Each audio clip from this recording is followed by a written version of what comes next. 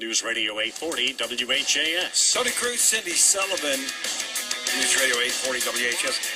Cindy, Scott and I were talking about this subject last week. In fact, numerous articles coming out and one, a lot of research coming out on kids and injuries, and specifically either they're not telling people how much they're in pain, or coaches are playing them because they feel like they have to or they need to, victory or everything else, for trying to keep their jobs.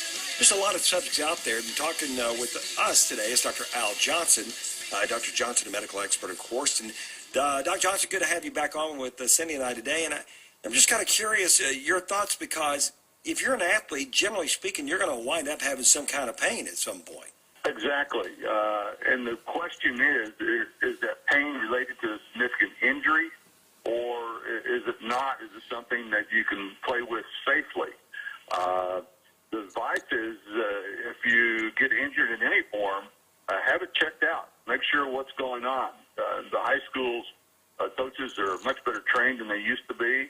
The trainers are typically there at the games or a physician to get it checked out.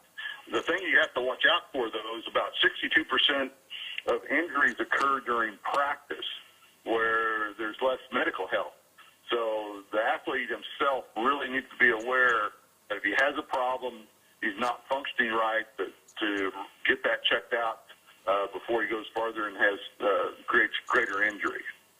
I think it's an interesting culture, Dr. Johnson, with high school sports anymore. It's kind of a perfect storm with kids that are trying to make sure that they're participating in lots of extracurricular activities to make their chances for getting into a good college better, and coaches that want to win, and parents that want to see their kids play. All of that can kind of create a culture that's not the safest for some of these high school athletes. Well, I agree.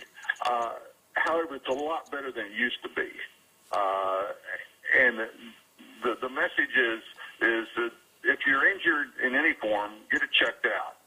Head injuries are the most ones that are covered up because you can't see them, yet they can cause tremendous problems down the line. So it's important, if you've had a head injury, to really get it checked out thoroughly, make sure what's going on. I treat a lot of head-injured individuals, both from automobile accidents, from sports, using hyperbaric oxygen, where we get the oxygen to the brain 5 to 10 times normal, helps those cells recuperate. And also with sports injuries, they can recover faster because you get oxygen to the tissues to heal. So it's important to get checked out, make sure what's going on, and then have appropriate treatment. Tell us a little bit about concussive injuries from the standpoint. Our buddy Scott, of course, his son played and had his, as they call it, bell rung. I remember when I was playing Little League, got my bell rung. There's guys and ladies that play lacrosse. There's soccer. There's so many things. Basketball, a steep fall. When do you know that you need to go see a doctor? What are the signs? Well, the signs are persistent headache, disorientation, blurred vision. Those are the main things that are there. Memory, lack of being able to remember or recognize who's around you, remember a series of 5 numbers. And they have those tests they run through on the sidelines with you now. But if it's persistent and you had your bell rung and you wake up the next morning with a headache, be sure to get it checked out. So one of the messages, that's of course the big message that we want to send out to those parents and kids that are listening right now, is this is the rest of your life. It's not just the rest of the game. It could be something that can affect the rest of your life if you're not careful. Exactly. And if you catch it early, then you can get back sooner. What parents need to be aware of is that 50% of head injuries are due to biking, skateboarding, and skating. So it's just not football or the team sports.